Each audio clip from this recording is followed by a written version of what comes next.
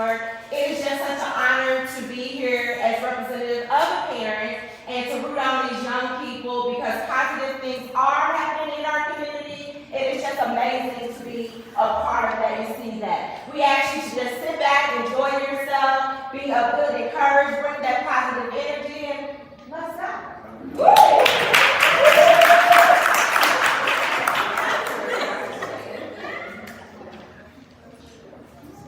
Hello, how you all doing? My name is Antonio. People know me as T, or most recently I'm known as Nairi's husband. That's kind of different. I used to be on their personality, and I was known as T-Babe, so now I've become Nairi's husband, as we reinvent ourselves. So I'm going to tell you all just a little bit about our organization for those who don't know. So this organization, Hip Hop Fraternity, was Nairi's brainchild, so it's her baby. I'm just the supportive husband that's behind her, so I can stay out of the doghouse. So she started this program in the classroom at Wheatley Elementary. And so she was thinking of things to how she could be creative and reach and engage kids more in the classroom. So it wasn't an easy journey. I remember the first week that she started at Wheatley, she hung up posters on her wall of Jay-Z, Kanye West, Nicki Minaj. And so the principal at the time looked at those posters, he said, you know what? That's not really a good representation of what we want our kids looking at and the path we want them to go. So Nairi just quietly took them down and she put those things inside of her classroom. So once they were inside of her classroom, she adopted hip-hop-based education, HBE. So that is teaching kids about math, reading, their history through the backdrop of hip-hop. Because everything Nairi does is hip-hop. That's who she is. Me too, I'm hip-hop as well. So, but through that, what began to happen is in the school, kids just started flocking to her classroom.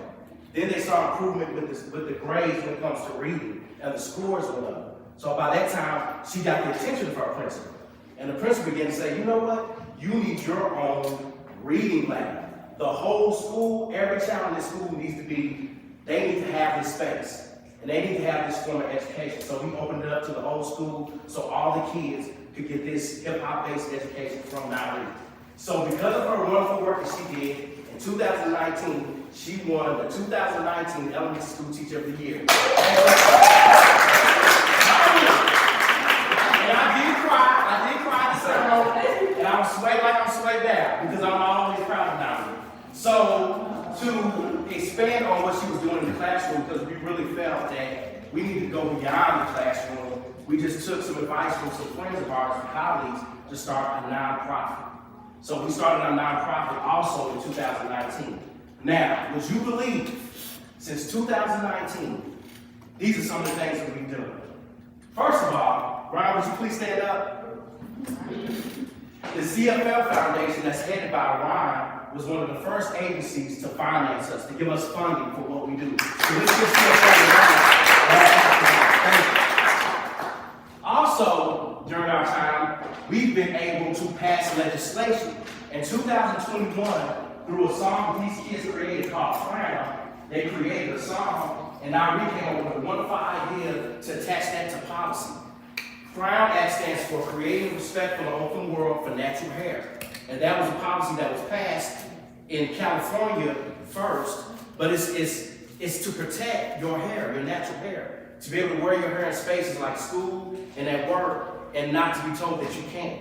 So in 2021, we legislated, we talked to Jacory Arthur, who was the council person at the time. He still is, okay? And with him and through us legislating, we were able to pass the Crown Act ordinance in 2021 in Louisville.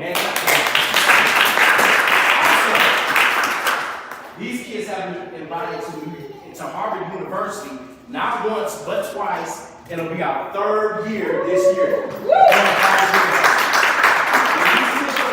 They talk about how they passed that law using art and activism, because essentially that's what they do. They use art and activism. Another milestone that we had in 2021, these kids were awarded the Golden Megaphone Award for using student voices, a statewide award for kids who use their voice for positive change in the community. Lastly, what I'd like to say about this organization that's going on now that we're excited about, we are being scouted for a Hollywood documentary. that has already started filming in August. So we're excited about that and that journey, and that hopefully that story will get told, and the whole world will see the wonderful work that these kids are doing and how they're impacting not only their communities, but the world. And these kids are our bright future, they're change makers, they are young leaders, they are our family, they're our village, and we pour into them every day. So without them, there would be no myself and I Real. So we got to give them I want to thank every one of you all for coming out today and supporting us. This is our first panel discussion. Hopefully it will not be our last. Again, just to echo what Namri has already said, these kids are on this panel, and two will be chosen to go to New York, right? To be on a panel at Columbia Law School University. So that's huge. That's sponsored by the NAACP, and we're excited for these kids. So to everybody, y'all say like y'all doing the plays, most of them do plays. Break the leg out, break the leg.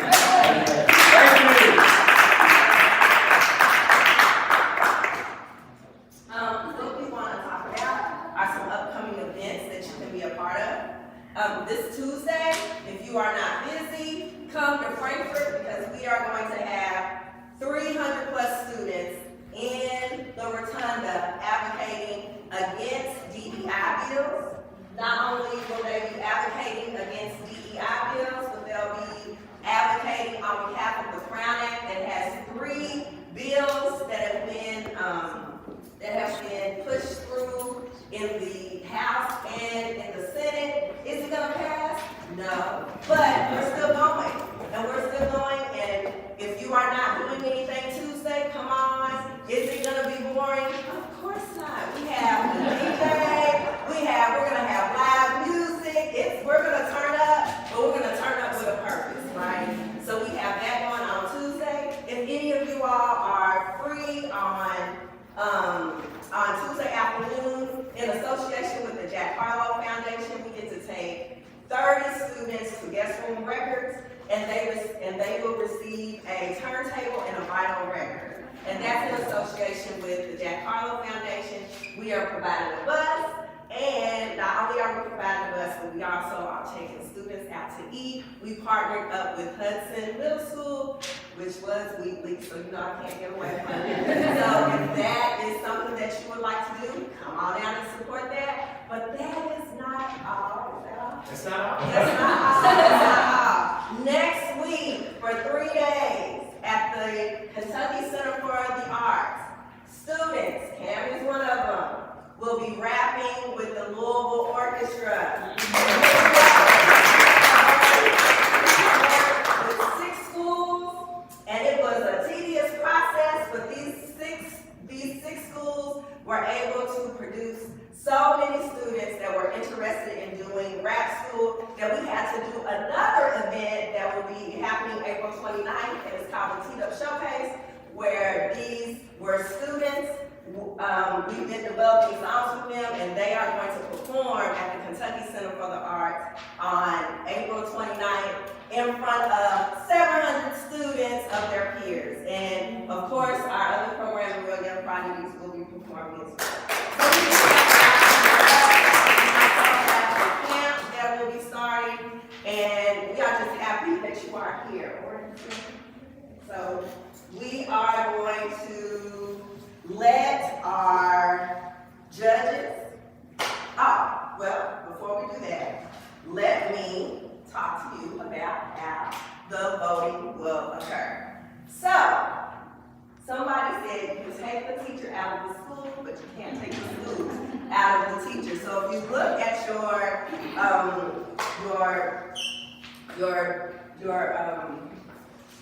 look, I'm having a brain. If you look at your packet, you can see, yes, I am a school teacher, I had to draw the lines for you. Okay, so this is what's going to happen. These are our esteemed judges here, our esteemed judges, and they are going to introduce themselves in a moment. But what you're going to do, each one of these students have worked for 3 to 4 weeks on talking on a panel and learning information about Brown versus Board of Education. What we need you all to do, my esteemed judges, is to offer them what they did well, and gifts on how they might improve.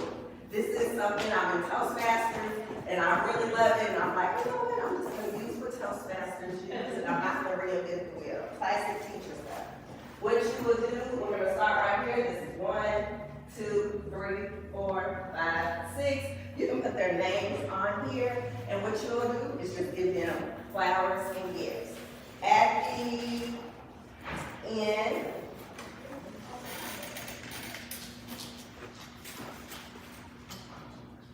the last page, you will tell us who you believe will be the third place winner, the second place winner, and the first place winner.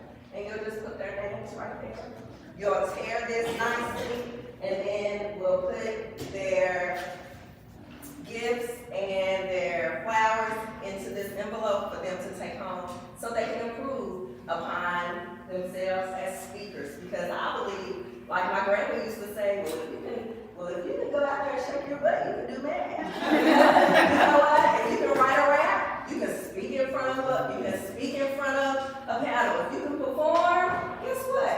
You can talk to leaders and get your point across. And so this is what we need your help in doing, and I want to thank you so very much. At this time, what we're going to do is start right here and introduce I'm so sorry. What's going to happen after you finish? Will you explain? Sure. After you finish, I guess you'll give your votes to me, and I'm going to tally up the winners, and we're going to have 3 points for the first place, 2 points for second place, 1 for third place, and we will finish the third winner. I love it. Thank you so much.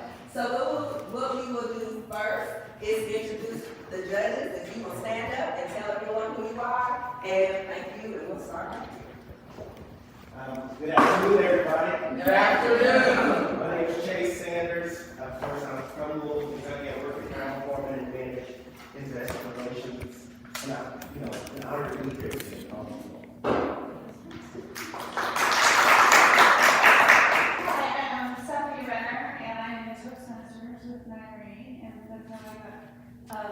Voluntold, I guess, to be here. I don't know if you got voluntold. My friend here got voluntold, but I can't. It's great to be here. Hi, I'm Kevin Kimbrough from Indianapolis, Indiana. Local businessman there, owns and operates a few businesses. Glad to be here. Hello, I'm Bethany Mitchell. I'm here on behalf of the Russell Foundation. We met in Missouri at the Justice Fest, so we got familiar with hip hop and learning, so we're excited to learn more about you guys and to know. Hello, I'm Michelle.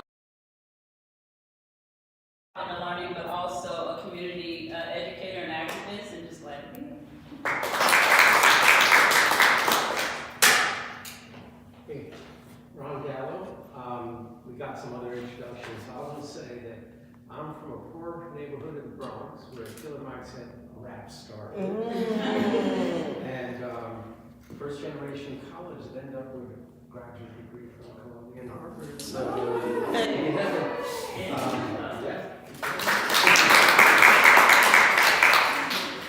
Good afternoon, I'm Britt Smith. I'm the Global Trade Security Manager for a technological company in Albany, and I'm also a candidate for Metro Council District 4. Hi everyone, I'm Joelle Haggard, and I am the Youth Legislative Strategist for the Real Young Prodigy. And what we will do now is an introduction of all the panelists, and we will start with you. Hello, my name is Love Eden, and I guess I'll say where I go. I attend the White Mass Youth Performing Arts School as a junior in musical theater, so I just love, performing and being out there. My name is Cameron Duncan. I go to Du Bois. I'm in the 8th grade, and I'm gonna leave you guys with some hobbies.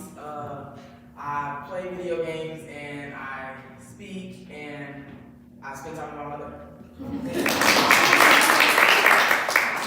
Hi, my name is Yanaya. I go to J-Town High School. I'm a junior, and my hobbies are singing, dancing, acting, plus rapping.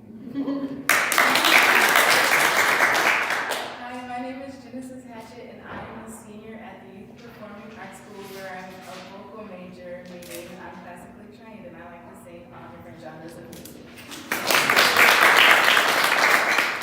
I'm Kaylin. I'm a sophomore at Central High School, and I like rapping, and I'm on the marching band at my school.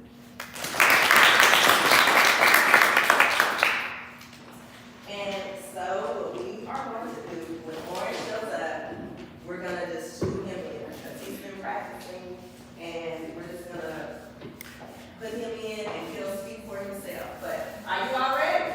Yep, stay ready. Are you ready? Yep. Audience, are you ready? Ready. Are you ready? Ready. Okay, I want to know, are you all ready? Yes. Are you ready? Yes. Are you ready? Yes. Get it cracking back. Here we go. So the first question that we have, and this is open to all of you, and I do want to tell everyone that it is okay if they use their notes. So just understanding that, you know, it's a learning process, and it is okay if they use their notes. So number one, this is the first question I want to know. How does the Brown versus Board of Education decision resonate with you today? Does it resonate to you, or does it relate to you? Why or why not? Well, it does resonate, and I say that because a young girl named Linda Brown, she had to walk 5 blocks to get to her stop. And it resonates with my youth today because I have this dude on my bus named Tristan, and he has to walk 5 to 6 blocks every day just to get to his stop. So we're able to go to schools now with different races, but when you deep down into the justice and the education system, you see little cracks that you don't look at when you're in the education system. So I would say yes and no, and those are my reasons. I would say, sorry, I would say it definitely does resonate with the youth today, specifically because there are definitely positive things that you can see. Like, for instance, my experience, I have friend groups that are very diverse, and you can see when you go to high schools or middle schools or any other school, there are definitely diverse friend groups, and it's actually a wonderful experience to have that. But the Brown v. Board decision can also bring negative things, which involve what Cameron said, bus transportation, and just all of that.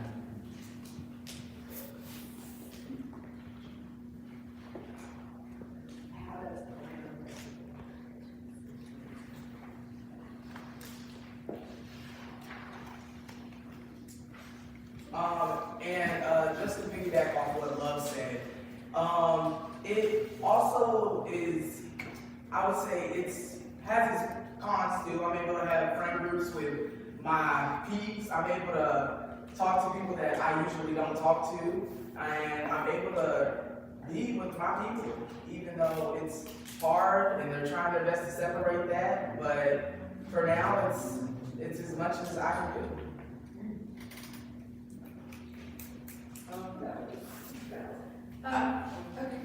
Okay. It does resonate with us because we're allowed to go to schools with different races. But I feel like, just for me, I feel like I'm more comfortable with speaking to my own race. Like, I feel more secure. And I feel like since I've been like around my race more than other races, I feel like I have more security with them. Like my school, I went to a predominantly black school, Central High School, and it was the only school that allowed African Americans to go to school in 1870 and more. I think that it does resonate with youth today because I'm on the opposite end of Kaylin. I go to a predominantly white institution, and I go to the Youth Performing Arts School.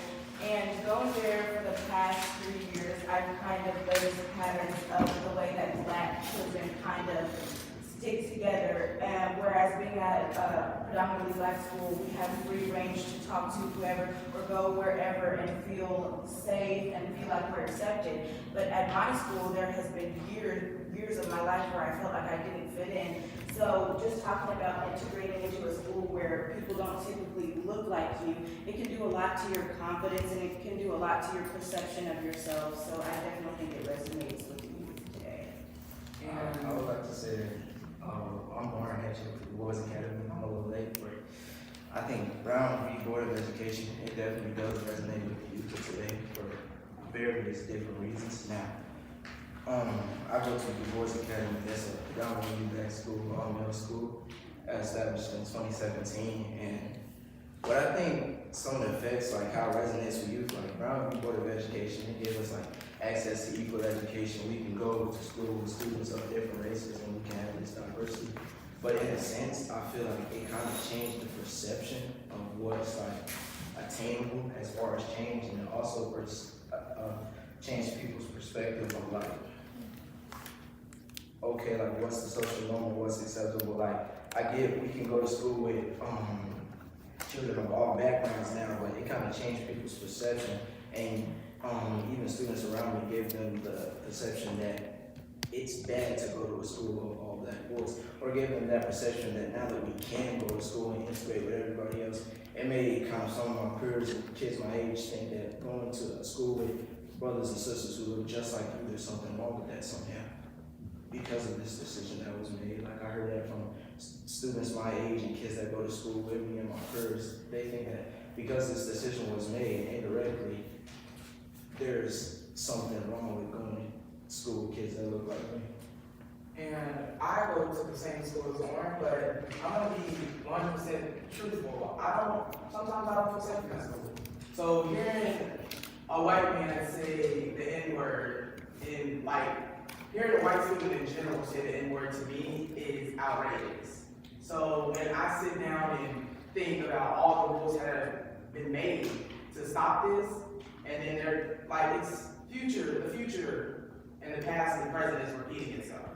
And until we do something like having the Real Young Prodigies and the other groups, having that can really help me in general. Hearing them speak, hearing them tell me that I was a king and not a slave. Like hearing those just impacts me and makes me feel way better about myself. So it does and it doesn't. I'll give you a little time to write a little bit. Excellent job. I do want to say what is said in here stays in here. And we just do not want to go out and bash schools. They are doing the best that they can. So we just do not. We're live on Even live though we're stream. live. But it's okay. What's up? It's okay.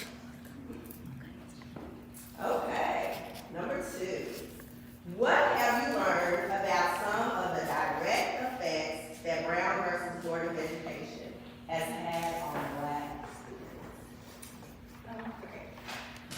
When I talk about or want to learn about Brown versus the Board of Education, I usually go to my granny because she was one of the first black girls who had to integrate into Eastern High School. So a lot of times I ask her about stories about her childhood and what that was like.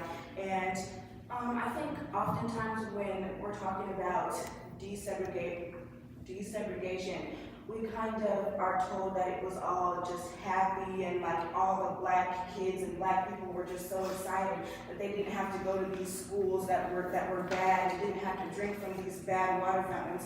But if you actually go to someone who lived through it, oftentimes you'll find that they're like, that was awful for me. I didn't feel accepted in my school. My confidence was so low. I got threatened every single day. I lost so many opportunities, and that's the exact situation with my granny.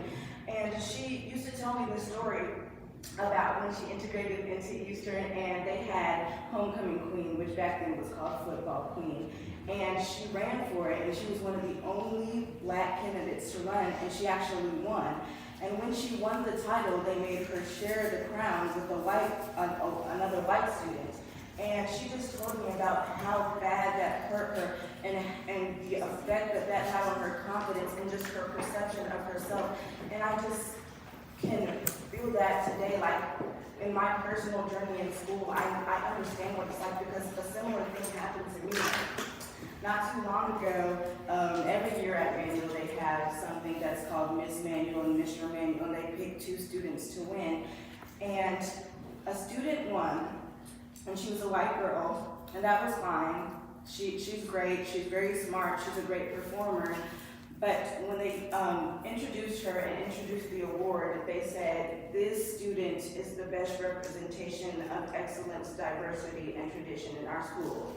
A young white girl. And their reasoning behind it was because of her great performances. And I'm not saying that I should have won, but I do feel like I've performed at my school many, many times, not just at YPAS where it's predominantly white, but I feel like I've intentionally tried to stand in the gap for other black students to be able to feel seen, to be able to have a voice on the stage in front of the entire school, advocated for black students.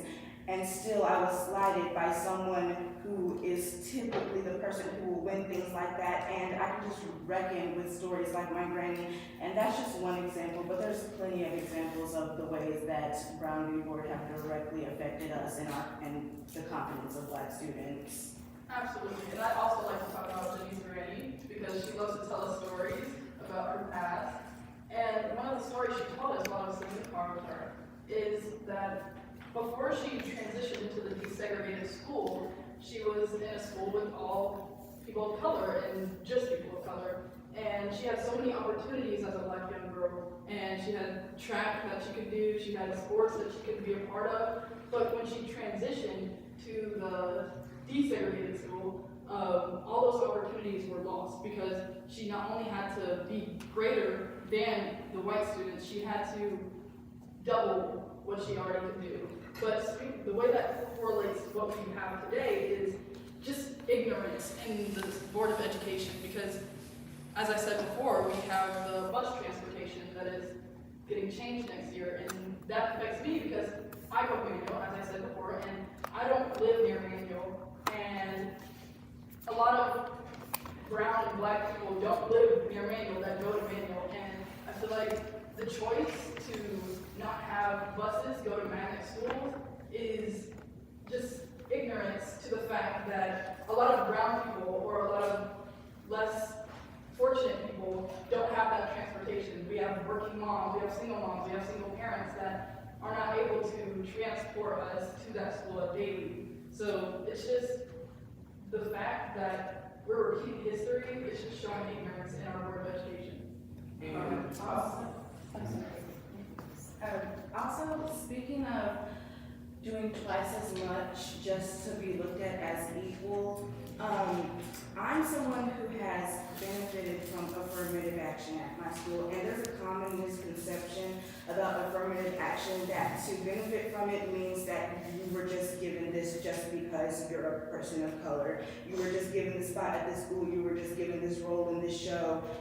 Oftentimes a lot of people think that, but as someone who does benefit from it or did benefit from it before it got canceled, when I came to the school, I was almost looked at as like I just got in because they wanted to make the school more diverse, when really affirmative action means that this white student and this black student may be just as good, but we're going to be encouraged to pick that black student because for hundreds of years that black student would have never gotten picked. And so when I remember my freshman year in high school, someone actually came up to me and basically told me that I only got into the school because they wanted to make the school more diverse. And I think that's the story of a lot of black children who have to go to PWIs or just schools that have a lot of white students, and I think it all kind of goes back to confidence, like your confidence and how you perceive yourself and what you think you can do affects the way that you perform in school, and it affects the way that you treat others, and it's all interconnected. But I can also speak to that double performance in some way because I'm a young black male in Louisville. I go to Du Bois Middle School, And it's always seemed like, okay, so a direct effect of Boundary Board, we get to integrate, we can go to school with everybody else. But my mom thought it was for my better interest for you boys, so she sent me her way. And since day one, we've been at that school, because again, the inaugural graduating class, it's felt like we've had someone improve on us. And it's like, so day one, let's just prove to the whole district that black boys can be in the same classrooms together and not fight each other, or not have terrible behavior. Okay, we proved that. Let's see if they can get the test scores. Okay, we proved that. Let's see if they can get the grades. Now they're talking about, okay, let's build them a $56 million building.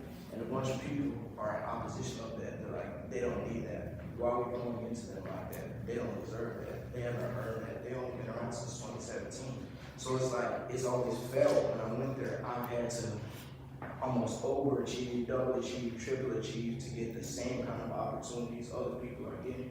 Have the better grades, have the best ACT scores, get in no fights the whole year. Other schools do this, but they can still get the funding. So it's felt like since I've chosen to be at a school among my peers, like-minded guys who are just like me, we've had to, in a sense, overachieve, double perform, triple perform, just to be on an equal standing with people all over the district. Some of them are performing on a subpar level, barely giving their effort. And we're in here like young black boys trying our hardest, overachieve, set that standard. And it's always felt like we have to do that just to be on equal standing, just to level the playing field. So we talk about like direct effects of brown people.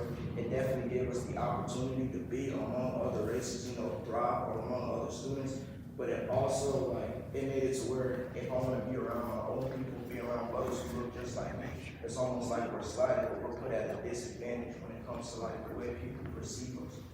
And Brown versus Board of Education, I'm gonna go back to we're desegregated, and I'm gonna go back to when I was in elementary school. I went to Medora and Stone Street. It was very white. I would say I was in a class of 20 with just me. So having a double perform is everything I had to do, every day. Even I felt so left out with them at recess, me sitting at a table alone. So when it came to me having a village, I didn't have one, except for my mom. My mom was the only person to root me on. And it's a huge change when you go to middle school and predominantly black school, and it changes differently. But in Medora, I was at the talent show. And I thought if I showed my talent, I would get all the love, but it was the other way around. I got up on stage, showed my talent, and got booed. So when it comes to, I guess, and when it comes down to me, it didn't really hurt me, but I'm like, dang. And having to come to a middle school where I'm getting called N-word, this and that, I had to sit down in that and actually discover what the word means. I came to Roots 101 to ask formally what that word really means, the deep down meaning of that word. So I'm trying to impersonate my friends so they don't have to use that word anymore. Because they don't know where it's come from, they don't know the backstory of that word. And when it comes to being segregated in this school, it takes a village. I'm just gonna leave it there, and I'm so thankful that I have a village that I can count on, and people that can tell me my rights from my wrongs, because in this generation, black people want to see black people fail. They have a laughter. They love seeing another black man fail. They don't even want to lift you up. They love seeing it. So I'm just happy that I'm able to have a village. I can say, listening to my peers talk and say the examples, and I mean, I have the examples or experiences of my own, has just taught me that Brown versus Board of Education has left disparities and systematic emotions on our black students. And in this generation today, black students just don't know what the effect is on that because they don't see that, we don't learn that, they don't teach us that, they sugarcoat our education. So Of course, they won't know what it's like or what the experience is, but just learning that has taught me that Brown versus Board of Education has big disparities on our Black students. And I also think it's important to note that since integration, we have now had the problem of having to navigate with people's egos who don't face the same problems as we face or don't believe the same things that we believe. So, which causes things like the erasure of history. We can't teach that in classrooms anymore because we don't want to hurt a student's feelings. Because I just think about if I can go to my granny and ask her about the horrible things that happened after desegregation, then a white student can go to their granny and ask her about the horrible things that they did after desegregation. And back to the question, which was, what have I learned from this experience after hearing everyone? I feel like we are definitely together, but we're not united. There are differences seen as we all explain our own experiences, and it can definitely be fixed. It's just, as I said before, the ignorance in the Board of Education, the microaggressions that everyone faces, that can all be erased if we all just stick together as one. Also, I wanted to talk about the busing situation because I'm someone who goes to a magnet school, so it's now official that there won't be buses at my school anymore. And we all know that when they said that there wasn't going to be transportation through busing to my school, it wasn't a direct attack on Black students, but we also know who the majority of students who ride a bus all 4 years of high school is. And so I just think about the way I felt all 4 years of my high school experience and how I felt kind of secluded and how I had to make my own paths to meet other Black students instead of just meeting them in my classroom, and how singled out I felt. And just imagine what's going to happen to the next group of Black students who's even able to go to manual, and how singled out they'll feel and how alone they'll feel in a school where there's even less people of color, where there's even less people who look like them. And I think that is one of the biggest effects that I can think of that really, really, really makes me emotional, because I can't even imagine what that's going to be like, because throughout my 4 years of high school, there's been so many times where I felt like I didn't belong, and so many times where I just felt like people were better than me just because I did not look like them. So the next generation of kids who have to go to that high school, it's going to be awful for them. And it feels like we're just like a second dog to the Board of Education or the people in charge and leaders in this environment. It's just unfortunate to see how we feel and what we have to go through.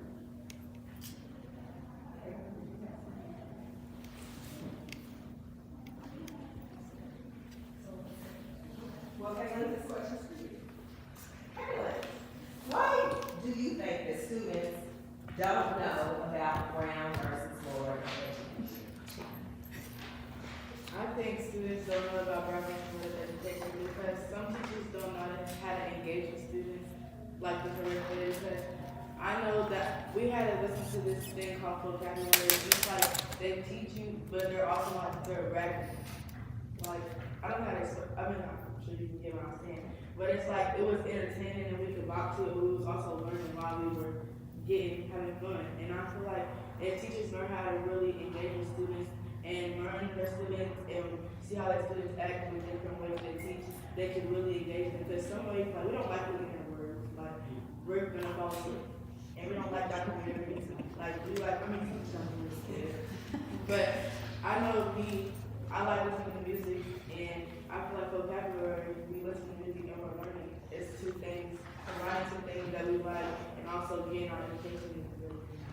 And I would like to piggyback off of her, because when I learn stuff, it just goes straight back. I'm a kid, and unless it's interesting. So history, I'll always listen to. History always have an A in. History is my standard. I love it. But other classes, math and other things, if it's not persistent, I will not catch on to it. And another reason why my youth does not know about it because they don't want us to. They don't want us to know about it. There's gaps in the system. The system is set up for us, people like us to fail.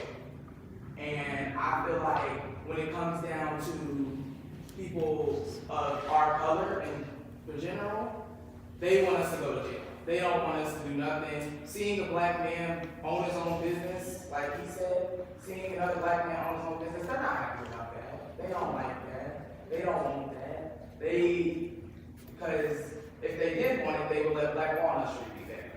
They would let other things be there. So at the end of the day, they don't want it. Because they see what we have, they see the potential we have, they want it, and they're not able to attain it. So at the end of the day, they're gonna keep making it seem like we are the problem, when deep down, we're all the problem. Also, going along with what he said, it has something to do with censoring. Like some people who like create textbooks and stuff, they take stuff out and they try to make stuff seem better than what it really was. And I feel like if it's our history, why wouldn't you want us to know our history? Why are you trying to make it seem like what we went through wasn't nothing when we were getting hanging on trees, we were getting beaten, like, and then censoring it makes it seem like it's cool and it's not. And people at our school, we had this African American event. It was for Black History Month, and we had like they were always have different flags, and they were assuming stuff about those coaches, and they don't even know about those coaches because they censor stuff and they make stuff seem like what it's not. I think that I don't disagree with the question. I think that most students do, if they don't know exactly about Brown v. Board, they know about desegregation. They know that in our history, we were not allowed to go to schools with white kids because Black students were not the only PLCs who weren't allowed to go to school with white students. But I think that almost makes it even more sad that everybody knows. People know about their history. People know about the trials that their grandparents had to go through. They know that they weren't allowed to get an education in those schools, and they're still keeping that from us. And that makes it even worse. And like Jenny said, a lot of people know, but at the same time, a lot of people don't.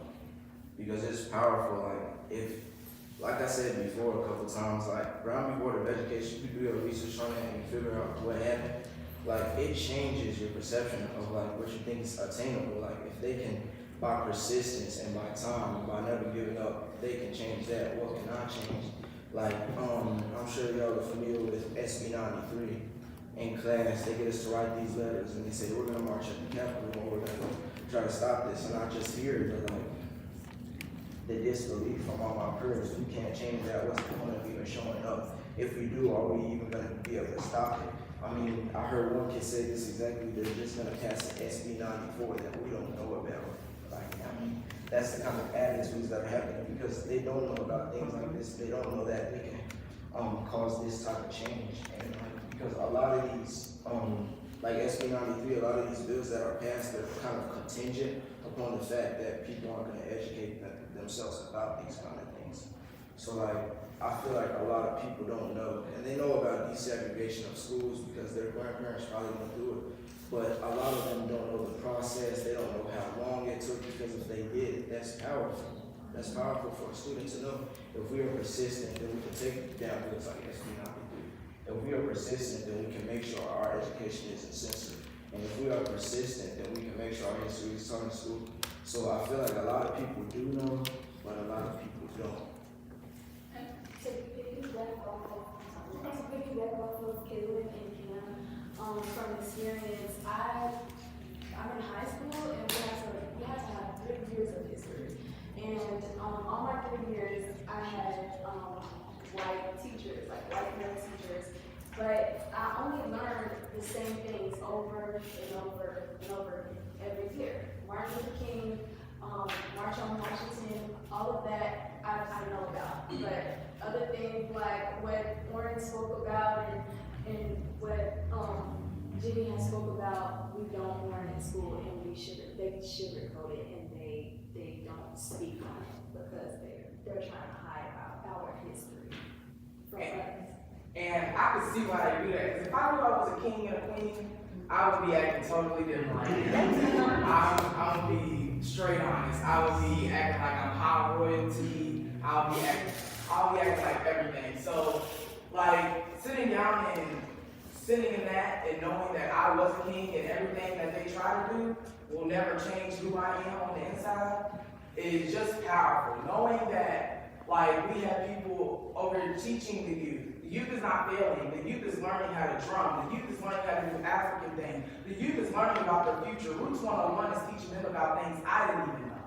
So I think the things that they have planned for the future is going to be bright for the blacks, or for the black people. And I feel like everything that I have set a path for, and this not and T have set a path for, will change our future as black people. So let me ask this. So we're running a long time, and I do not want to censor any of you because you all are answering wonderfully. Aren't they doing such a wonderful just 30 seconds per question, and we're going to do lightning round. Get yourself together. Let's have this conversation. Does hip hop play? What does hip hop? You know, we have to ask a question about hip hop. Come on, it's called hip hop into learning, y'all. So tell me, what does hip hop do for youth your age? What is it? How does hip hop because in my age, we learn things with hip hop. Is it changing? Yes. Has it changed?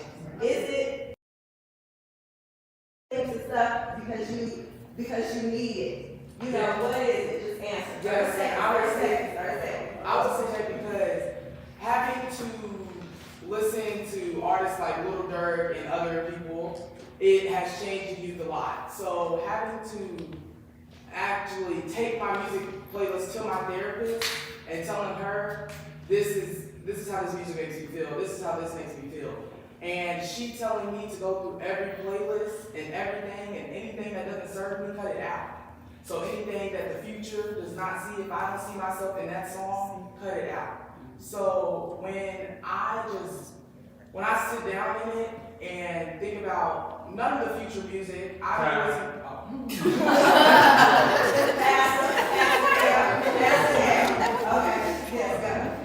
I think there's a common misconception. A lot of people look at hip hop and they think of it as one specific thing, this angry and violent genre of music, when really every genre of music has subgenres. You'll hear the sad stuff, you'll hear different forms that invoke different emotions, but when looking at hip hop, it's oftentimes just looked at as violent and angry, and we have to ask ourselves why that is. Is it because it's just a black genre of music typically? And in one of our study sessions, we learned that the top consumer of hip hop music is actually white adults.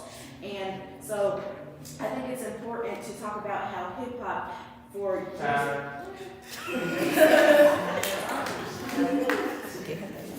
think it also has something to do with mental. It can be influences like some students just may listen to, like we said, Lil Durk, Young Boy, and think it's okay to have guns, showing guns in videos.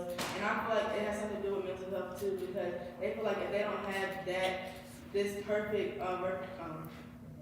perfect reputation, then they're lame or they're not nothing in life. And I feel like that's not true. And also my rap group, people judge us because of the way we rap, because we rap about social justice, because they're not used to that type of rap, and we're actually trying to make change.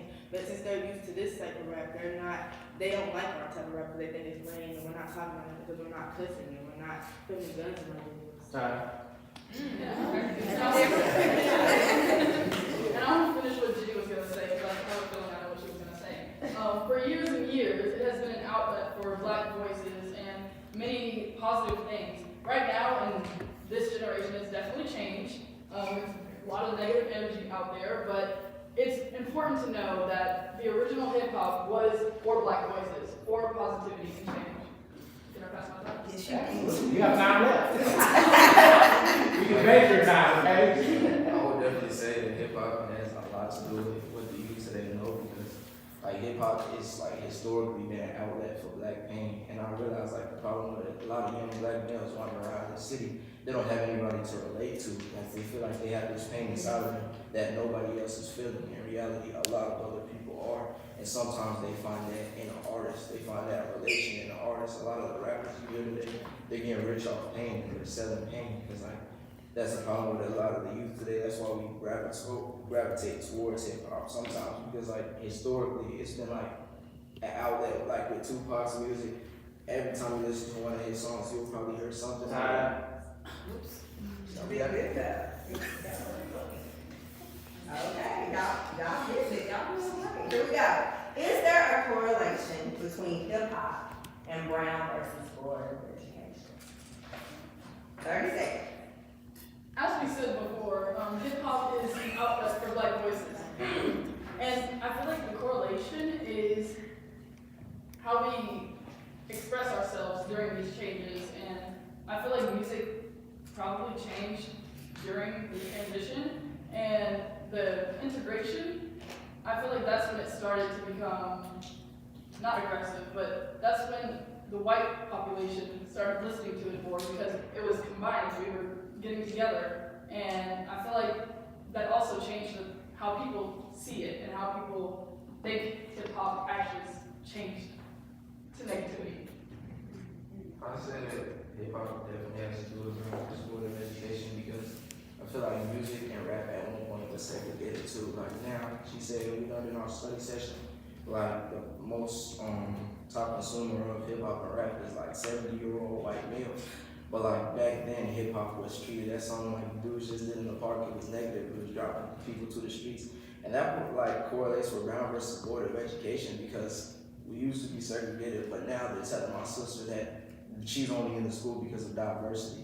Hip hop used to be rejected. Hip hop used to be something that shunned on, and now the top consumer is the people who said it was negative for us, and they're making money off of it. And I feel like it's a place where it brings people together. It used to be where minstrel shows and all that, but I feel like it brought us together in different ways. So hearing India R.E., Love, like what if Josephine Baker didn't dance it out, like hearing Black history facts in songs actually changed the perspective of music. So the Real Young Prodigies and other groups have actually impacted us. I didn't know it until I sat down in it, but hearing them talk about their hair and where they can put it at and how they can do it really changed my perspective. Desegregation of music has changed the audience that our music has had to appeal to. So that means if the top consumers of rap music are white people, and what they want to buy and what gets the numbers and what gets the sales is music about shooting and killing and violence, then that's what they're going to keep on pushing. And to add on to what Kim has said, I'm a part of the Real Young Prodigy, and we wrote a song called Social Story. It was about us talking about our violence in communities and kids killing each other and hoods and gangs and all of that type of stuff. And that was our way of policy of trying to make a change in our community and trying to make a growth in the community and letting the other kids hear and learn about what we're trying to change. Okay, so we're gonna do 2 more questions. So, how has Brown versus Board of Education? Okay, here we go. How does Brown versus Board of Education and the recent Kentucky legislation, SB 93 and HB 9, how is that going to affect you? Ooh, so I'm gonna say it's gonna affect us amazingly, because having the Real Young Prodigies fight for my crown, and them to everything they fought for 4 to 5 years, be lost in what they're about to do, and having us go to them telling us where to change our hair, them telling us how we can dress, them telling us to do other things. It's gonna change, and they don't want us to realize it. They're just gonna wash it over. We're not gonna know until we know. we're not gonna know until my mom tells me you can't wear your hair like that. You're not gonna know. So yeah.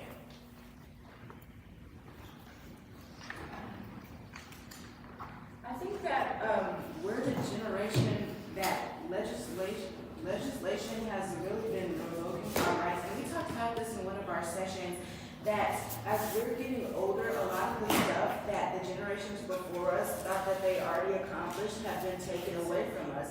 And that's exactly what's happening right now with the legislation. We, for years, we've been allowed to teach about Black history in classrooms, and now all of a sudden, one day we wake up and they're like, no, you can't teach that. That's gonna hurt another student's feelings. And I just think time and time again, we see so often that things that we never thought we'd have to face, we're facing now, and now we're having to go back. Do I still have time left over? I feel like the changes in government and like the new bills that are being passed are basically beating down our generation and the future generations to come, because there's the Don't Say Gay bill that's coming out and attacking the LGBTQ+ community. There's the anti-CRT bill that's specifically attacking the Black community and making our education not be known, our history not be known in education. And I feel like the youth are going to be scared to fight for their rights and advocate for themselves. But I feel like that's what the board wants to do. That's what they want us to do. But we have to know that we can't let that happen.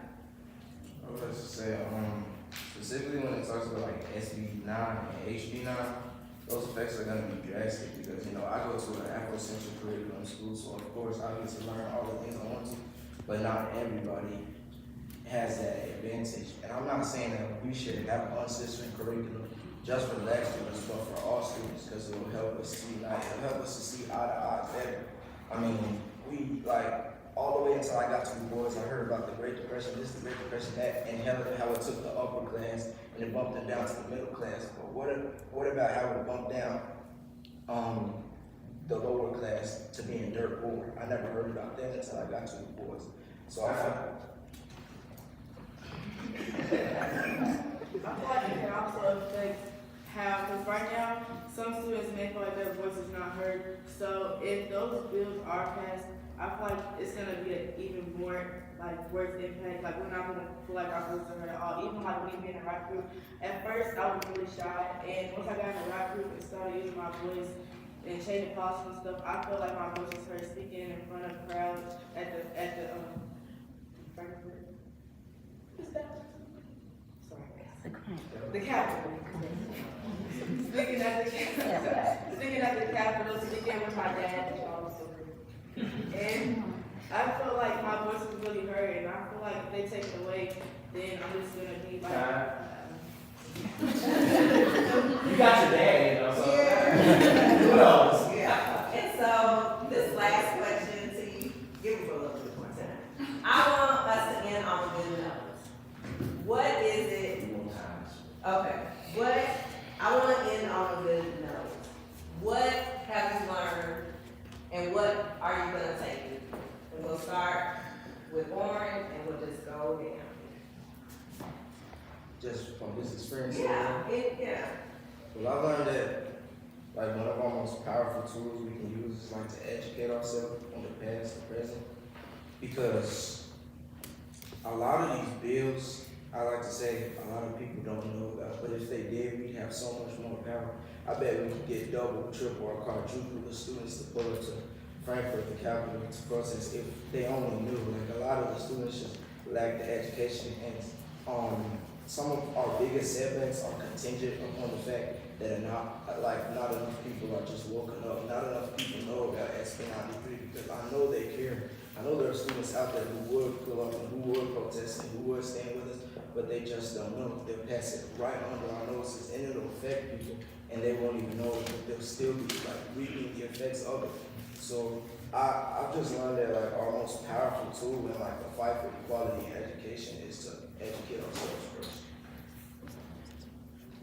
I've learned that if I put my mind to it, I really can do it, because I was so nervous coming here. I was shaking out my boots. But now that I'm talking, I feel more comfortable, And learning about this has really like changed my perspective on life because I didn't know much. I knew about like segregation and desegregation, but I didn't know exactly about where I was born in Pittsburgh, Ferguson, and all of that. And learning about that, I learned more about my history, and I learned that if I can learn it, then other people can learn it too, and we can actually make a change. I've learned how powerful it is to have an uncomfortable conversation. And I think that a lot of times we get tired of talking about race, or we say, why do we have to make everything about race? But the more you learn about the things that are affecting you behind the scenes, the more that you'll learn maybe everything is about race. Maybe most things are affecting me because of my race. And I think it's so important to take every opportunity that you can get. Like at my school, we just had our Black History Month presentation, and I remember that somebody had asked me if we could learn a song that was a slave song, a Negro spiritual, and I had said no. When we get the opportunity to present ourselves in front of PWI, we're going to teach the students the things that they don't get to hear about in classrooms. We're going to be singing classical music, we're going to be doing jazz, we're going to be doing the things that are outside of the box that people try to put us in. So I think it's really, really important that you talk about the things and you learn and you educate others about the things that are not talked about, and you have those uncomfortable conversations. I'm in the same position as Kaylin. I didn't know much about Brown versus Board of Education at all. But I've learned doing the study sessions and stuff and the panel, I've learned that a lot of things are hidden behind closed doors. And I've learned that fighting for what you want and speaking up for what you want and what you need and for guidance is also a good thing, and it's a good thing for your mental health as well, because this affected me and my mental health and some of our other peers with their mental health, so that's what I have. So what have I learned? I have learned that we are gonna have to fight. We have sat here for so long. Y'all, the people before us have done their part, but this is our generation. We're gonna have to fight for the change we want in our generation. So I feel like when it comes down to me learning about education, because I don't know nothing. I'm gonna keep it a buck. I came here with open eyes. My mom told me to come in here and do your best. So I came here to do my best, saw the village that was in here that I've been doing, and it really changed the impact of me and the way I see everything now. But I really just want to leave with knowing that people are here for me. I don't have to cave myself in just to feel comfortable in the space. I don't have to do none of that. Because at the end of the day, if I feel like I don't feel safe, I'm going to fight for that. I've learned going to an all-white elementary. I've learned going to an all-black school. I'm going to have to fight for what I want and what I deserve. Because if you just overpass it and overlook it, it's going to keep getting bigger and bigger until you don't know it. So I'm going to fight until the dust of dawn. I've learned that no matter how many bills get passed, no matter how much pressure we get put under, we are gonna have to keep fighting because they want our history erased. As we said before, they want our children not to know what happened before, and they want to repeat history. We have these bills that are being passed, the 168 bill, the anti-CRT bill, the SB 38, 93, my bad. We have the SB 93, we have, what's this other bill? We have bills that are attacking us personally, all of us minorities, everyone. It's not just black people, it's not just black and white, it's good and then oppressors. That's what it is. And we have to defy what they think we can't do. We have to keep pushing, no matter how much they put on us. It's up to us. And that is the end of our panel.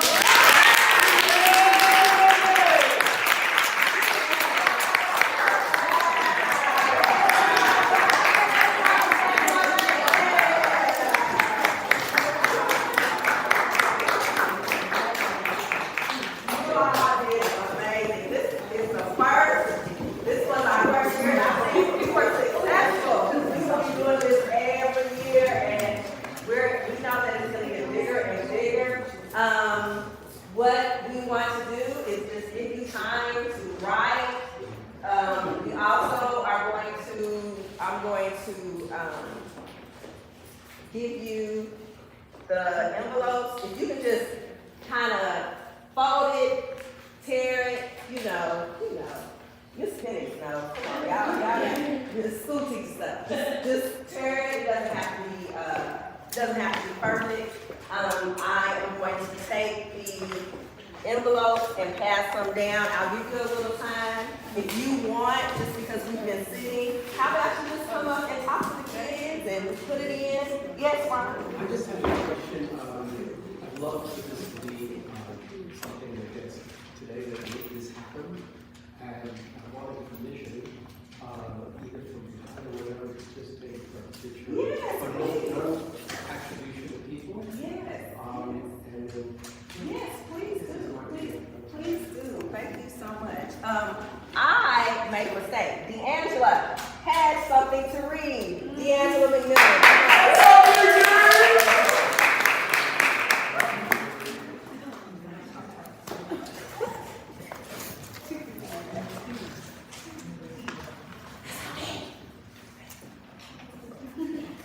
Well, hi guys.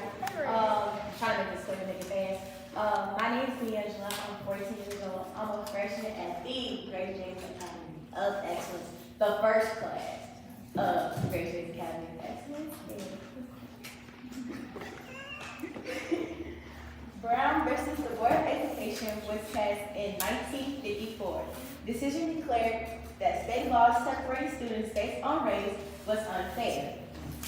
The decision overturned the separate but equal laws established in the 1896 case Plessy versus Ferguson, which allowed racial segregation in public facilities as long as the facilities were equal.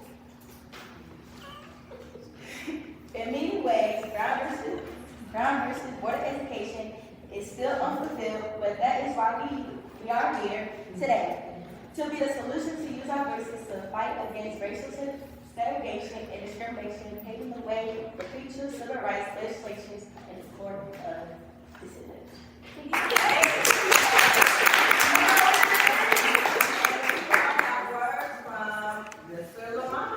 Roots 101.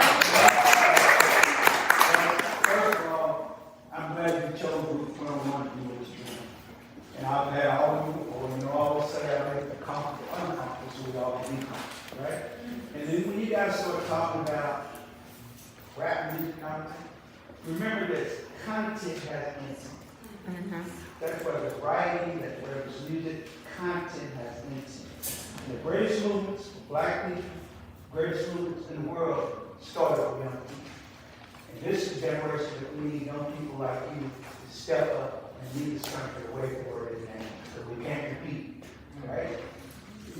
Thank you.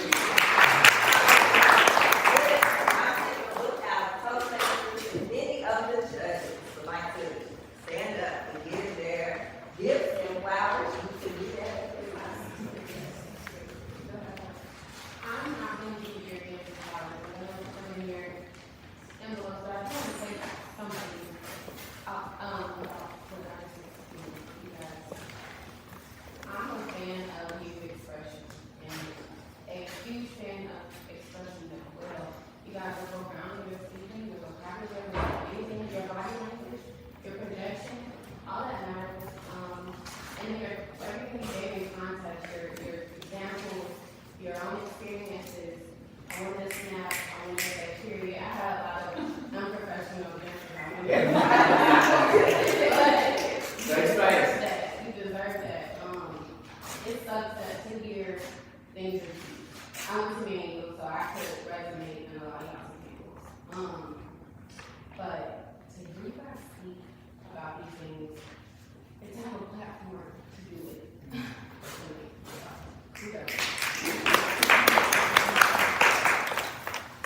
yeah, right. Sure. I think it, not only going to be individual this time, your command of history,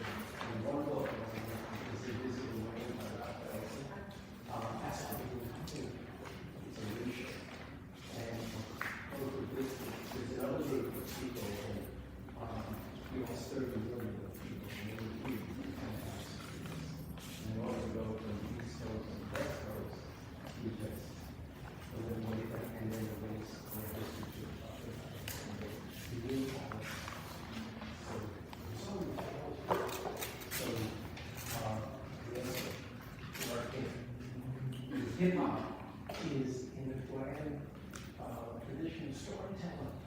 And you told stories, I want to talk to you about maybe the number. You know, maybe some prosperity, Anderson. Okay, enough. Next, I'm gonna, go ahead, okay, I'm sorry. Go ahead. I'm sorry, Mr. Bush, your first, second, and third, you can pass it down like this. Go ahead, Oh my gosh, there's so much I want to say. I think you all did a great job, I really do. And, you know, I remember being your age and getting an opportunity to speak and, you know, how nerve-wracking that was. So I want to commend you guys for the great work you do. I also want to encourage you to continue doing self-education about Brown versus supportive education. There are a couple of things that I want you guys to be clear about in terms of your perspective. I also want you to be clear about how you always speak about your people in particular, making sure that for everything that has happened to us, or in every way that we generally are perceived, there's reasons behind that. There are reasons for our actions. But in particular, the thing about Brown versus supportive education that I think is really important to know is that it wasn't so much in Linda Brown's favor that she wanted to go to a white school or thought I needed to. She wanted her school to be just as good as those schools. And I think that that's very important for you to know, because as you were saying, Warren, you know, you stuck with me, and now I got to do a whole post about the fact that, you know, kids today at school think that it's not okay to be at an all-black school. That just hurts my heart, because that's the exact opposite of what Linda and her family wanted. They wanted their school to be just, they wanted the resources, they wanted all that came with it. So I encourage you to use the resources that you have to continue your knowledge. I encourage you to become experts in Brown versus supportive education. Be young people who really know it and keep making the connection to the current system. I love the way some of you spoke to the issues that we're facing with transportation in particular and what that means. Keep making those connections, because your voice is needed. The community needs to hear your voice, your perspective about how this affects you all. And I'm talking particularly about the bus transportation issue. But overall, great job. Very proud of you.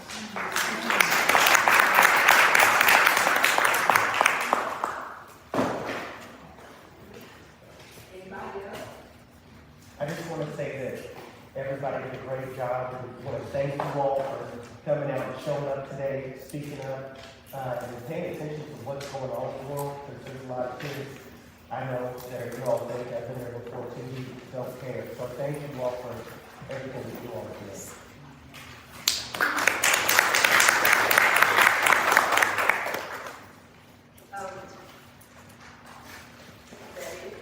The only thing I want to offer is you guys are speaking on a topic so passionate and so near and dear to our experience. Just be careful of stating opinions of passion. That's it. I think that, you know, it's coming into your community and hearing you guys speak, it's encouraging to me, because sometimes things get lost because of social media, these kind of things. What I recognize here is just listening to everyone here is that the community is in very good hands, being passionate individuals like you, standing up, having opinions. We've thought about it, which is what was broadcasted to me. I'm encouraged. Everyone is all in it tomorrow. 30 seconds on the front of the action is, as a white person, my father put his name on that building. I'm here because my brother who went there is a brother. He's been losing his name. So,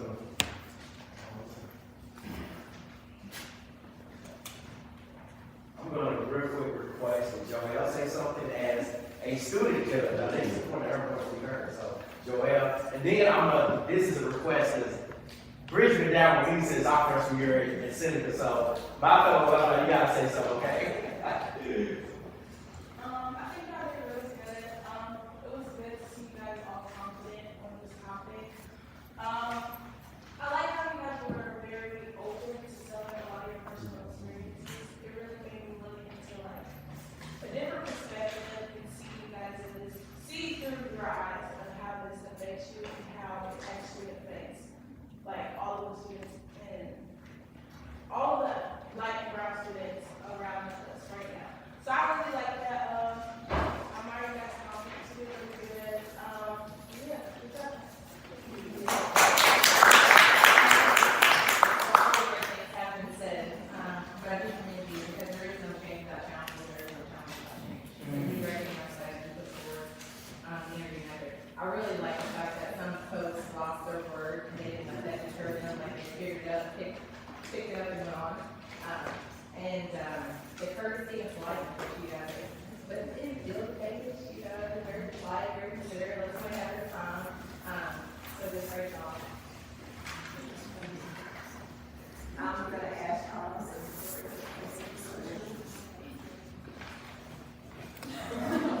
Well, I want to tell you, I'm so proud of you. Your voice is so powerful, and you telling your story, as was mentioned, there is really no change that comes without storytelling and shining that light. And so, and Kaylin, overcoming your nervousness and the courage, the conviction that you all displayed, I'm honored to be in your presence. And I really hope that you all take this experience and translate it into other issues. Take these learnings that you have, get more engaged, because you all are the leaders. Corey and I opening the door, kicking it in for y'all, and I'm encouraged for what the future holds because of y'all. So, thank you.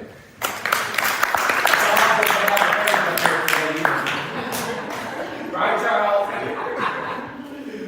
Thank y'all again. I'm very proud of y'all. I'm so impressed with everything I've heard. Just a few reminders, and it isn't just for y'all, it's for everybody in this room. One, a lot of times when we talk about young people, we say, oh, we're the leaders of tomorrow. The reality is you're the leaders of today, right? And this was an example of that, so please never forget that. Two, and I think I heard one of you say it, learning your history isn't just for entertainment. When you learn something from the past, our ancestors left us blueprints. We gotta pick those blueprints up and use them. So when you learn your history, it's important to know if our ancestors could do it, we as descendants can also do it. We can also fight and make the change. And then three, if you open up one of my favorite books called 2 Centuries of Black Louisville, and you look at the civil rights era in this city, what made Louisville unique compared to the rest of the country was the people on the front lines marching through downtown demanding change were teenagers.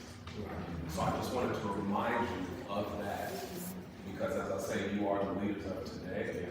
You have always been the leaders of today. You have always had to rely on the energy of the youth. The power of the people is stronger than the people in power. And to have power, you need energy, and nobody's more energetic than our young people. So I believe our future is bright, and we had an example of that today. So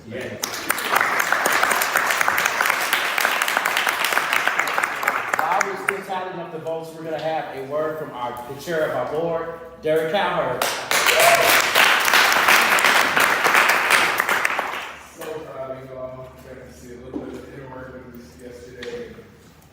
It's not much different from yesterday. They were a little more candid yesterday, which I really loved hearing your story. Once I told them a little bit about my parents and how my parents aren't very far removed from segregated schooling, they couldn't believe that because my parents are in their 70s. They told us about what's going on when they wake up. What is it sitting right with them? You should have been in the room. If the flag had been in the room and recorded, you might have to put it down. But it was wonderful. And I told them this, as long as they keep telling their story, if they're unabashed and telling that story, people that truly love them and care for them will try to make it right for them until they're old enough to make it right for themselves. But guess what? You're already showing that you're old enough to make it right for all of us too. So we thank you, we love what you're doing. Anything that we can do to help you, I'm just gonna I'm a quote guy, so I'm gonna give you a couple of quick quotes. I love everything that's been said earlier, so I don't want to prolong it. I found this quote really quickly over there about hope, because we're going through some things on our University of Mobile campus about just trying to fight to make sure those bills don't affect our student athletes and our students' experiences and the diversity and the wonderfulness of what the University of Mobile is.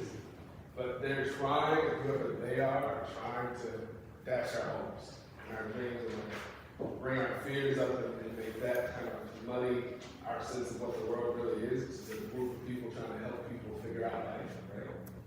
So Martin Luther King Jr. said we must accept finite disappointment but never lose infinite hope. So just remember that. Any questions? We're behind you. So proud.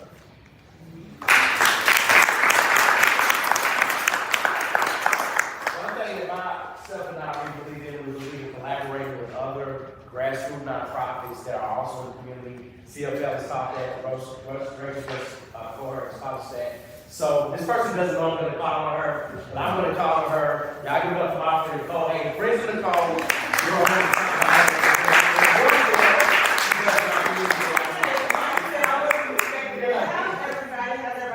I'm so excited. I'm so proud of you. I've heard about the amazing things that you're doing in the community, and exactly this organization has been doing amazing things. I am the founder of 50/50 Mentoring Collaborative. We provide one-on-one mentorship and programming in arts, tech, and mentorship. I also am the owner of Angle Selfie Museum downstairs. So when y'all leave here, please feel free to come on me. Everybody can come take some selfies for free downstairs. So please take the floor. But again, I just encourage you. I see a lot of our leaders down here, and a charge that I've always been about is about making sure that the youth are educated and making sure their voices are being heard. So there are several organizations and people in this community doing just that. And so hopefully a 50/50 mentoring can be a friend, or if you can be a friend of Nicole, please don't hesitate to reach out. We are continuing to fight to educate people and to bring social justice to this community. So thank you.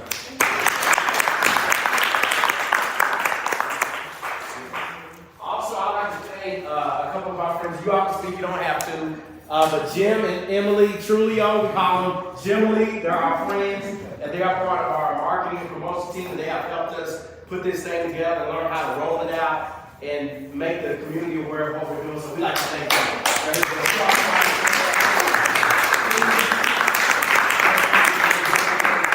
Well, and then last but not least, I just want to do this just as her best friend, her ride or die, her husband.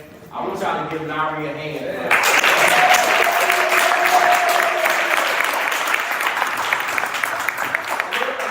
A little behind the scenes of how this morning looked, right? Because for a week we've been going through this thing of how's it going to turn out, the way we're going to organize, who's going to show up, how the kids are going to do. So at about, me and Nari always wake up about 4 o'clock in the morning. Every morning we wake up. So Nari's like, well, T, I just think, about 6 people are going to show up today, but that's okay, it'll be fine. I'm like, Nari, more than 6 people will show up.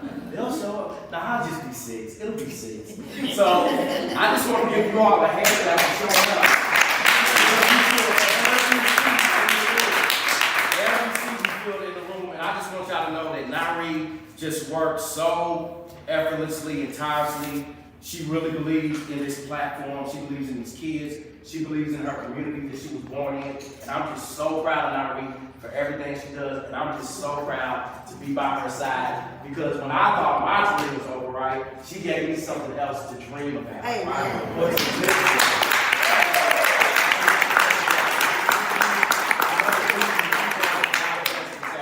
Just again, thank you, Nari, for this platform.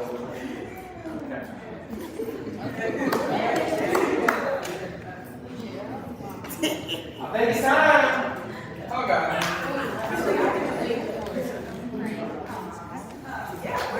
So we, we're part of South San. This is how all of this came. Yeah. So,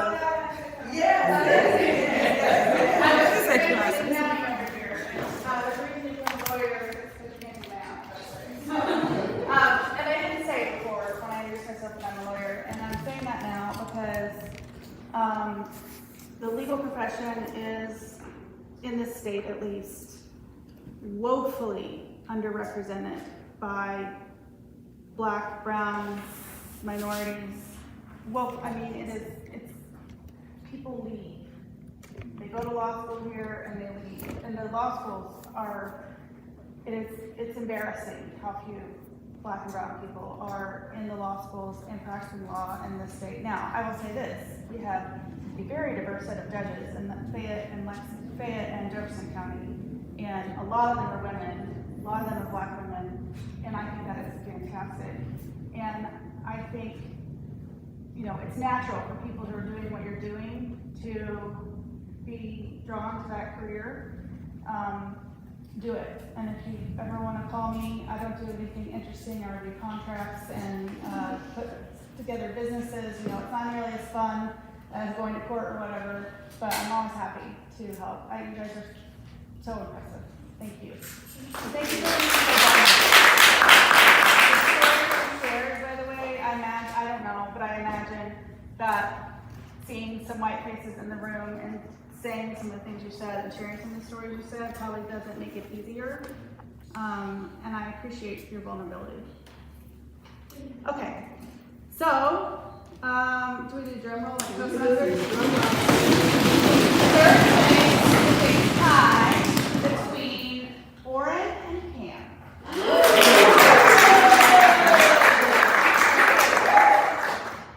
Drum roll for second place. Second place goes to Love.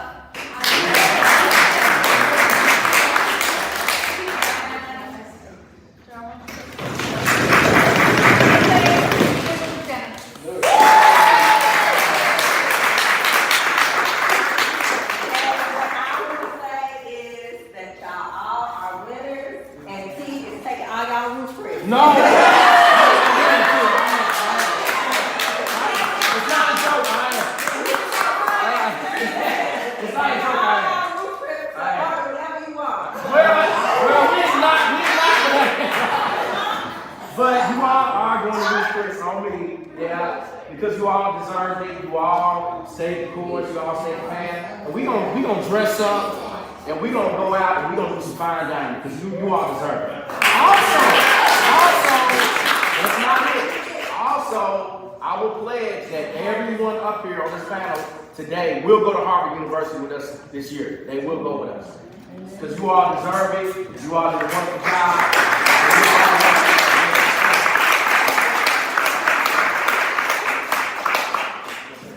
I'm almost gonna tear up, but I'm not.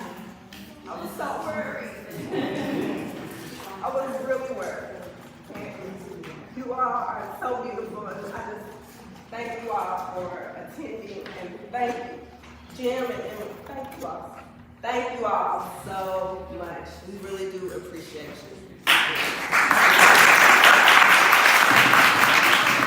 Thank you all for coming out. Before you go, you know what we do, it does take funding, it takes money. So whatever's on your heart, $1 helps, $5 helps, $10 helps, even the thought. But it does take money to do what we do. And really just, I don't know if you want me to give a backstory of what happened with Columbia University. You want me to give a backstory? So I'm just saying this just to show how passionate Nauri is about what we do. Initially, when we were contacted by Columbia University and the NAACP, we were invited. And they were going to pay for 2 of our kids to go. At the last minute, they didn't have the funding to get 2 of our kids there. They couldn't pay for the transportation or the hotel. Me and I, we thought it was so important that this happened, that we said, you know what, we're going to take it out of our own budget. We're going to do that because this is important. And it's still a big honor to get invited to Columbia University Law School. Like that, for that to be on your resume, and for you all to represent our city, that's just something that we have to do. So $1, might not help, but guess what? $10, that's a meal that you have. So don't feel like you got to give $50, $100. Every penny, every dollar helps us to complete our goal of getting the kids to Columbia University Law School. But we're going to do it. Congratulations to our finalists. Congratulations to the whole panel. I'm going to pass this out. If you feel in your heart, give whatever you can. And just thank you all for coming today. Thank you so much. Thank you.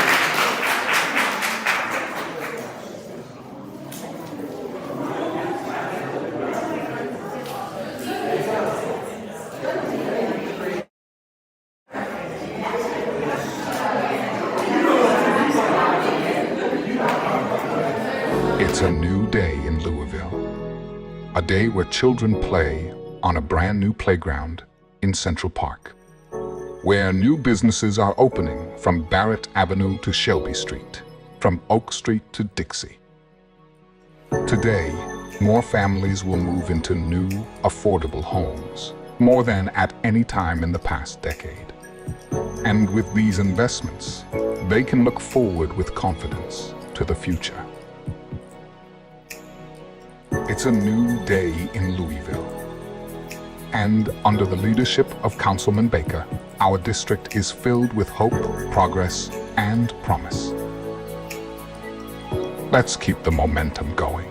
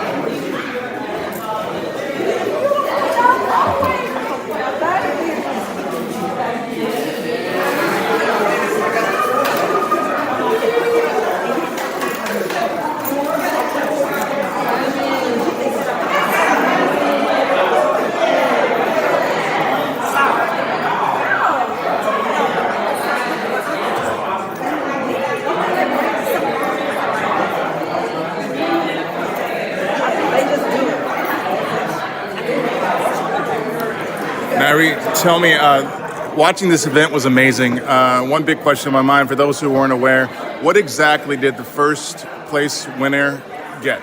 Well, the first place winner will receive an all-expense-paid trip to Columbia University Law School to speak on the Sunday. It is Columbia Law School that week of April 4th is hosting a youth panel about contemporary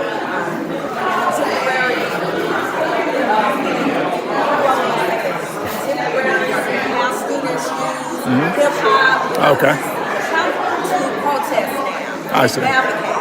So we were asked by Andrew Grant, who was a student at Columbia Law School, and once he asked that, I was like, yes, we are going. Even when he said that they won't pay, we're still going. Nice. We're still going. And these students took 3 weeks out of their busy schedule on Saturdays and Sundays to learn about Brown versus Board of Education. Nice. And the second and third place winners? They are alternates. They will be alternates. Okay, But, gotcha. they will still, we are still going to pour into them, but they will be alternates. But the second place winner is going as well. Gotcha. The second place winner will go.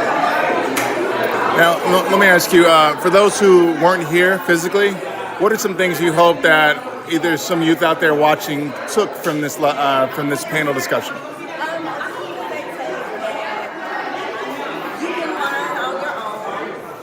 I hope that they take that hip-hop can be incorporated in every aspect that we do.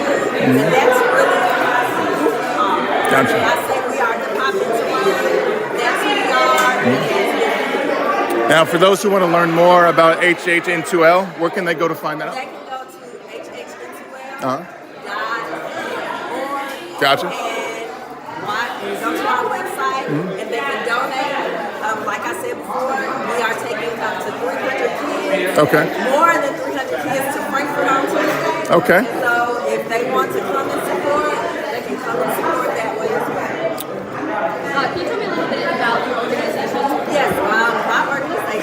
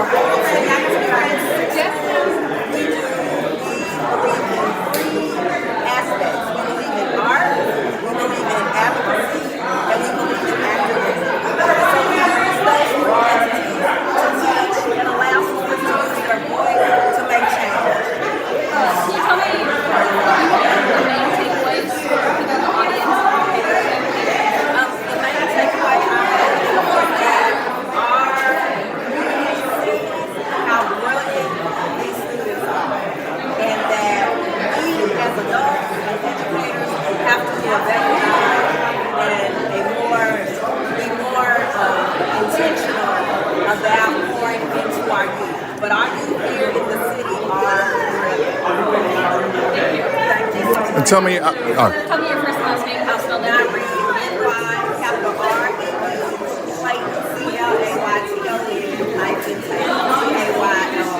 Thank you. Yes. And do you want to talk to Susan? Let's talk to the Sure. to the two third place winners because they did great. Let's talk to them. One more question for you. The judges. How did you go about selecting the judges? Judges were people that I admired in the community, who I've talked to, the first thing when I asked if they would come, they said yes. So really, it was just them, people that I have a relationship with, and who always have been there to help me. So that's how, and people that I trust, because we can't. There has to be a relationship. Gotcha. So I knew that. Thank you so much. Thank you. Oh, you're fine.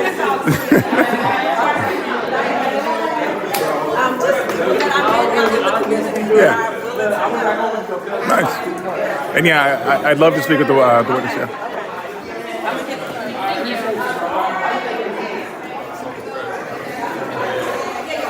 I will shoot the adults, but they for the love of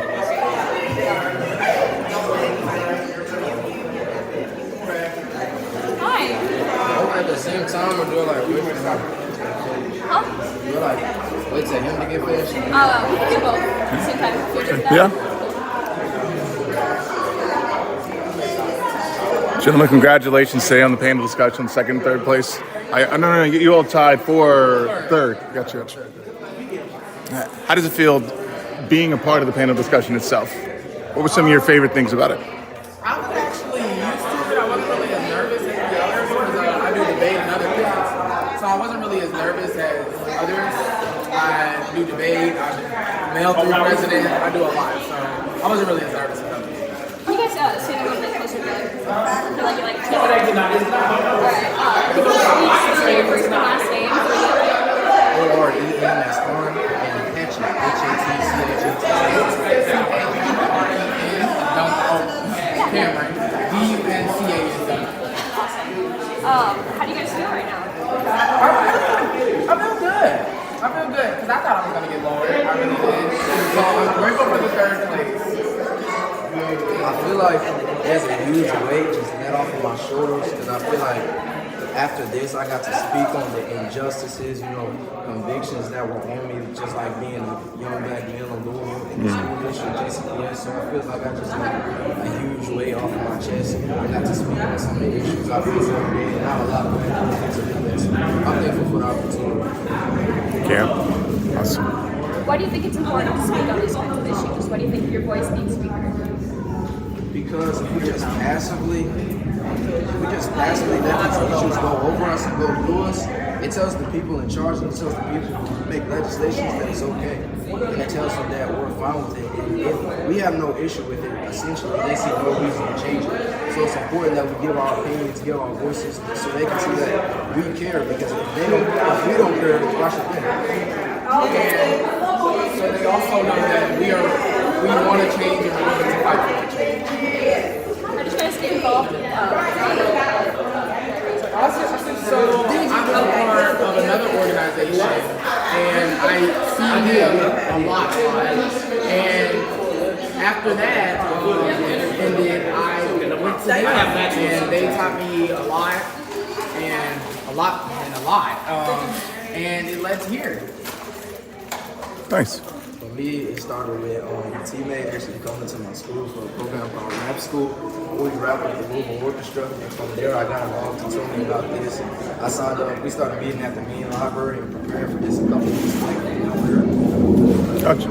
Tell me, what are some of your aspirations as far as college and next steps? I want to become a neurosurgeon when I grow up. So Okay.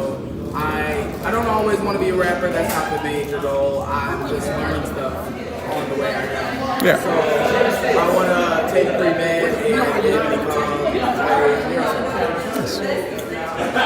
I want to go to college and become a physical therapist. So I want to see somewhere I can get my BPT, get my ACT and my GPA where it needs to be so I don't incur too much debt, get the right scholarship so I can be a physical therapist. Nice. Sure. That's all you. Thank you guys.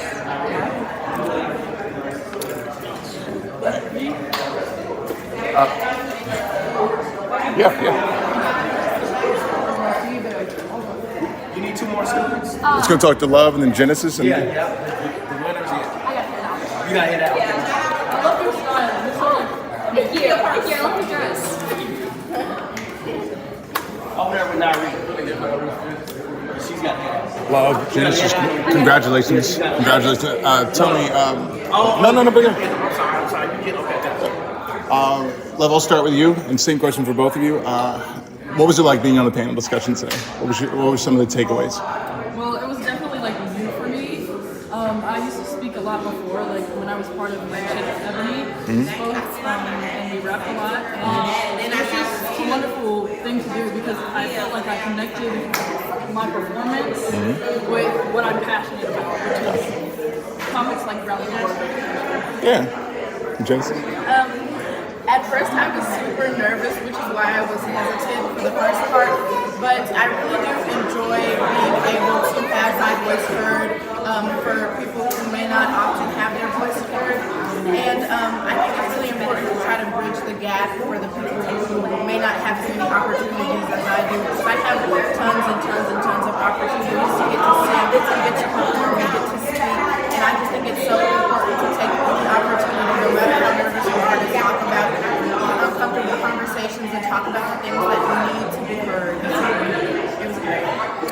And I can only imagine how excited the both of you are going to Columbia University, New York. Let me see. I'm curious. What is if you were to pick one thing? I'll start with you again, Love. What is the one thing you could say you're most excited about when you go? I'm obviously excited about being able to let my voice be heard, but New York is amazing. I've never been there, but I want to do musical theater when I grow up, and I feel like Broadway and New York in general is where those opportunities come from, and it's just wonderful to see musical theater history. That's what I'm excited about.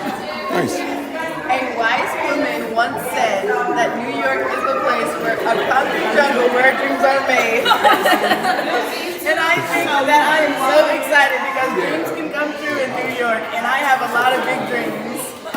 Nice. And last question, for anyone watching, what are some inspiring words you might want to share? I'll start with you again, Love. Well, I said this before, but don't let what others do define what you cannot do.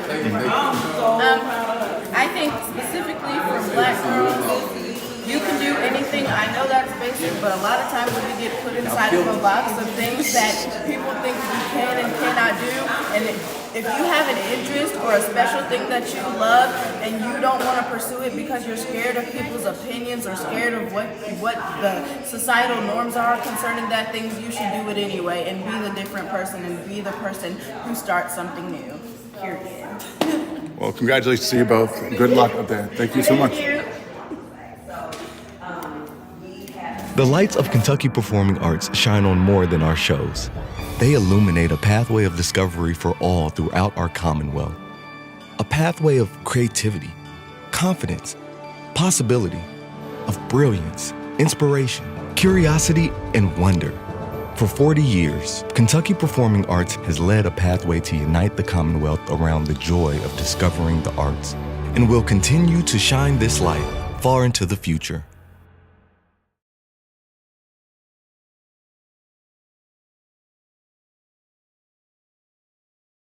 Si no haces nada más.